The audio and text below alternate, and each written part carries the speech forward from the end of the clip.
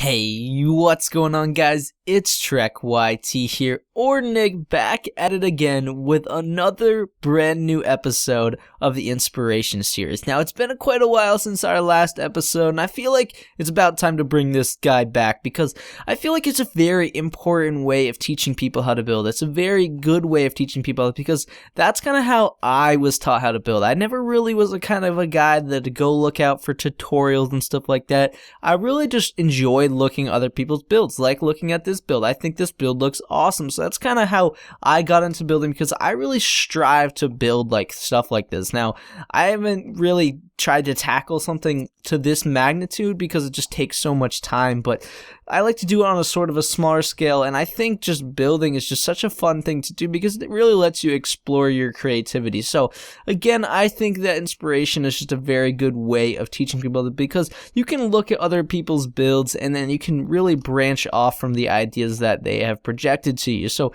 that is really kind of why I feel like this series is really important to those of you that really want to learn how to build, because it's a very good way to teach people how to build, because looking at other people's builds is just one really good way to learn how to build yourself. So without further ado, guys, let's jump right into today's episode and enjoy. So before we get started, guys, down in the description will be the name of the builder of this build, and I think this builder did one heck of a job of doing such a good way of using every last little piece of detail and using all these creative, almost like, I guess, block choices that I think are really cool in this build. So that's kind of what really made me really enjoy this build and really want to use this build for this specific episode, because really what stood out to me right off the start was the use of this mushroom block. I think it looks really cool the way that he used it. He used it as almost an oversized strawberry, and I think the texture on the outside just fits perfectly for a strawberry, and I just really am kind of surprised about the creativity that he brought to this, because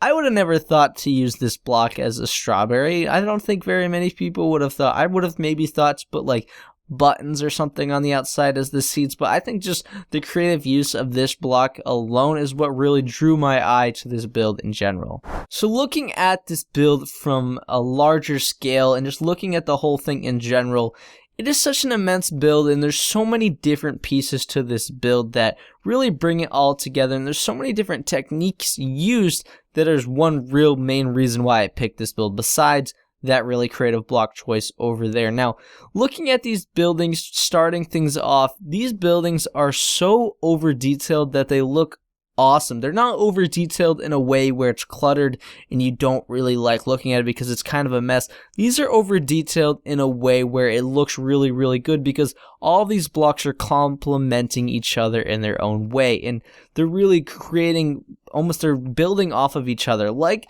the outlining piece right here. Now it's kind of protruding outwards, but it's really outlining this back inlaying, I guess, white wool, and that's just something that is very advanced technique, as well as the person that built this did it in a really good way, adding different layers of depth, adding very, I guess, specifically placed blocks that don't look bad where they're placed. Like, you create this shape around this in this almost really nice looking shape, and it really flows really well, and I just don't feel like it could have been any other way. I think it looks perfect the way it is, and I just think all of these buildings are kind of unique in their own way, but they're using all of the same style, but they're all very detailed, and it looks so awesome together. So obviously another reason why I picked this build is it's very nature themed, it's very terraformed, and that's just something I really like in Minecraft. If you guys haven't gotten that point by now after this year or so, it's just, I really like the way it looks when people build overgrown things or just build something that looks really natural. I just really like the look of it. You could almost say that any of the leaf blocks are like my favorite blocks in the game because I just really like the way that they're used in the game.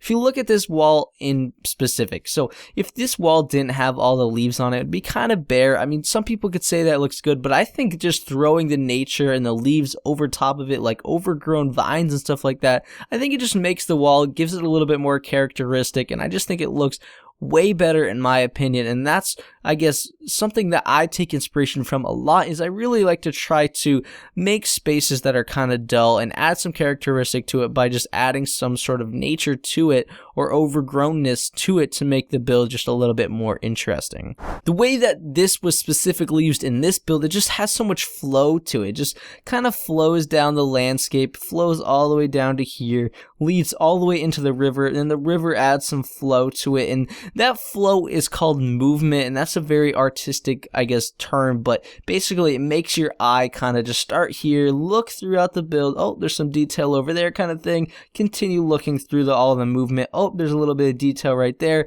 and it just continues to move. And that's just a very artistic way to think about it, is just the way that your eye is moving throughout the build, and it just really uses all these little pieces of detail off the side of the little flow to the build, and that's kind of how you want to build in a very, very advanced way of building, I guess. So the techniques used so far, you've got the very creative block choice over here, you've got the very, very detailed builds over here, then you've got the nature theme throughout, and then finally you got over here, you've got a very architectural build, a very, very awesome looking build over here. So that's just him using, or him or her using, just every technique in Minecraft, building and stuff like that, just all throughout, to create this masterpiece of a build all around. And I just feel like this build was done by a very, very advanced builder.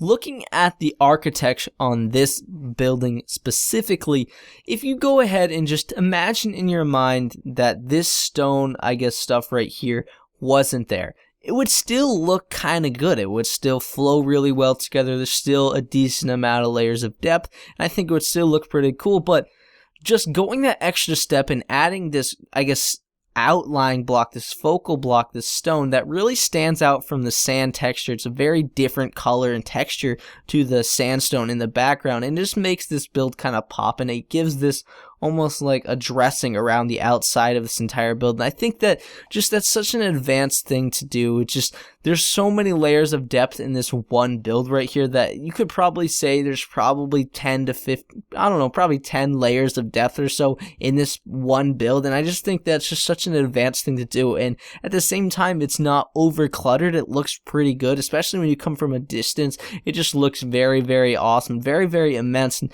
it's just something that an advanced builder would do, and it's something you guys gotta kind of take inspiration from, because even I do that. I kind of still struggle with the very large architectural builds. So when I'm looking at builds like this, what I'm looking for is how do they do specific things, like their windows and stuff. How do they make their windows look good? And you can tell that this window, when you come up close, is pretty basic. You know, they've got this, I guess, one pillar on the side that obviously they've kind of got a couple different kind of blocks in there, but for the most part, they're using, I guess glass panes, and then they're only using about one layer of depth outwards, but they're making it go in and out with stairs and stuff like that, and then they're outlining the top with some stairs to create a little arc up here. And that's kind of the little things that I pick up on when I'm doing an inspiration or looking at other people's builds, is how do they do specific things, and how can I use that to my benefit when I'm building in my own, because I know where my strengths and weaknesses are in building, and I know that large scale builds is kind of a small, like kind of a weakness for me. So that's what I like to try to pick up on, to try to make my builds in the future when I'm coming to builds like this, make them look as good as other people's, such as this one. So I hope you guys picked up on a couple things in this build. This build is absolutely immense. There's so many things to look at in this build, and it's just very, very well done. Everything is tied together. There's so much flow, and it just looks awesome. And it's just one reason why I really like doing these inspirations, again, is just because it helps me out as much as it helps you guys out. It's beneficial in both ways. It's kind of a, I guess, a two-way street for you. You know, I'm looking at this in a way of how can I improve my own builds, as well as I'm giving you guys the opportunities to see this build as well and see how can you improve on your own builds, take ideas from this build and just put it into your own thing. So that's why inspirations are so important, is because you're looking at other people's builds, seeing what kind of techniques they're using, such as their windows, the way they do their roofs and stuff like that, and then you can turn that around and use that in your own future builds, as well as build off that. Maybe you want to change a little bit of something that they do to make it look better in your own opinion, and that's just kind of how you get better at building, or just better at any skill in life, is you kind of have to build off of other people's ideas. I thought this build was a great build to end off 2016. I think it just really captivates all the, I guess, building techniques for the most part all-in-one creative block choice, very detailed buildings, very nice landscape, and then very architectural builds. And I think that's just some of the 4 main points in building. There's definitely a lot more techniques out there, but those are some very, I guess, main pieces in building. And I just feel like this build was a great build to end off 2016 and a great build for this episode of Inspiration. I hope you guys did enjoy as well. Just throw your support down below as always. And as always, guys, I love you all. See you guys later. Peace out.